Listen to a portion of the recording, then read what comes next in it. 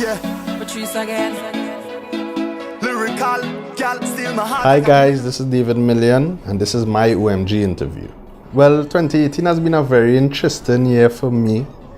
It's a year of growth, it's a year of the revolution, which really and truly involves my latest piece of work, my latest project. It's my own album as a producer. The name of this album is called The Revolution. Yeah, so what has really excited me is that David Millien, as the producer, has now transformed, which is myself, I'm talking third person, has now transformed into an artist, transition into an artist, and not a performing artist, but an artist that provides melodies and, like Major Lazer, DJ Khaled, is a next transition, next stage to my career here now. Yeah, so what that means is I would be having my own tracks it would be Millbeatz tracks, and I will be featuring artists. So, I'll have melody lines in terms of the production, in terms of the whole track. We'll be having pre-choruses, melodies, all those different little things to, include as my own track. So the Revolution album consists of 13 tracks. It's artists, I feature in artists all over the Caribbean. Not just here in Trinidad and Tobago, but I went to Jamaica. We got Wayne Wonder on the album. Even in the British, on the US Virgin Islands, we have Hashim. In Toronto, we have few feature artists such as the Freshmen. And in Trinidad, we have a lot of the young artists, Pretty. We have Abdiel. And the first track that was actually released from the album was Criminal Wine by Lyrical, Patrice, and myself, Millbeatz. That was the first, the start of the revolution there. That was the start of the new sound. And basically what the revolution is, it consists of a new genre that I created called Caribbean Wave. This new album actually introduces Caribbean Wave, the genre. And what Caribbean Wave is basically that song blended where soca music, we have soca percussions, African percussions and stuff, and it's actually blended with R&B, hip hop, and it just forms that unique modern sound where you can have an R&B artist on the track, you could have a hip hop artist, and all still here in our soca doop, tap, still getting that vibe where we can run it straight throughout the year and not just wait on carnival time to, hear that type of music. My mission was just having, after carnival time, just being in studio, a lot of artists come to me and they be like, Mill, I want to do an R&B, Mill, I want to do a reggae, I want to do a hip hop. And it was an experiment I was experimenting with for 2 years now, just blending songs and stuff, just trying to create our own, something where they could come and say in the studio, Mill, I want to hear a Caribbean wave.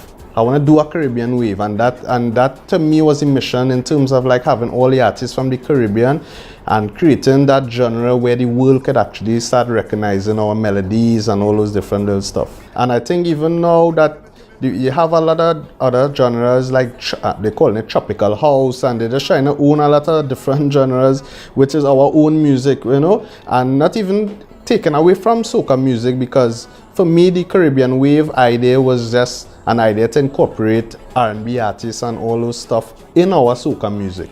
So it was still to keep pushing and representing that soca music to the more international scale, Yeah, definitely. For right now, the mission and the aim of the tracks is actually to get a world recognition.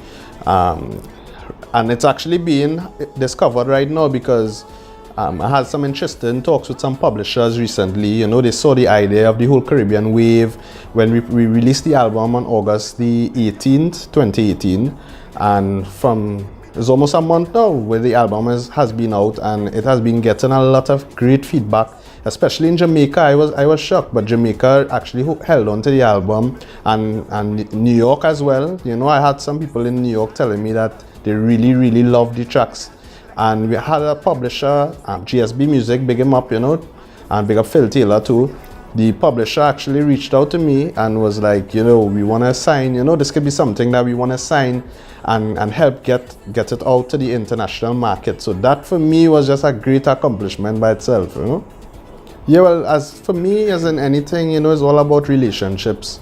So, like, being in the States a lot, I traveling to the States and to Canada and stuff and dealing with a lot of labels and like my producer friends up there.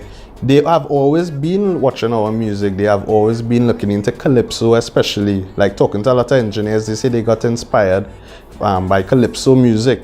So to me, now that a lot of our discussions was, the soca, they find that most of the soca was fast, but they needed to slow down a little bit for the international market to recognize it. No?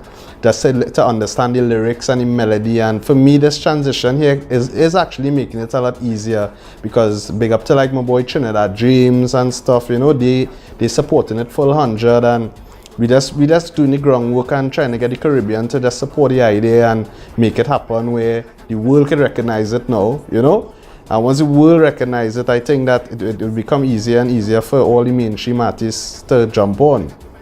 Well, I'd like to encourage everybody to download, go and check out the album.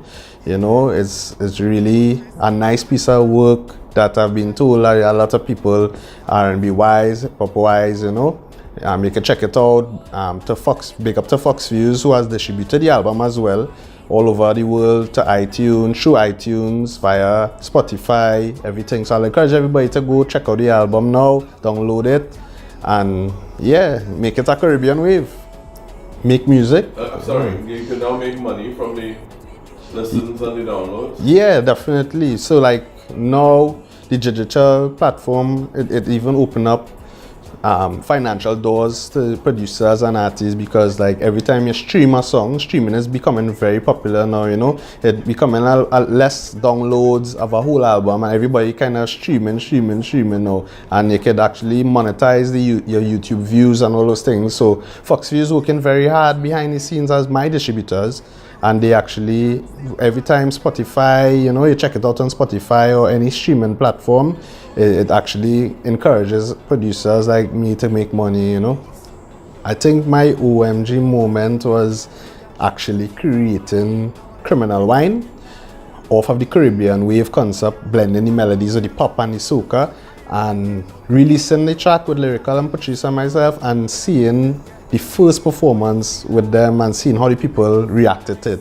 It was kind of like, oh my gosh, for me, it was wow. Because I was like, yes, the people actually starting to feel this, And then like, straight throughout the carnival season, every time I heard the song, I was like getting back that OMG moment, To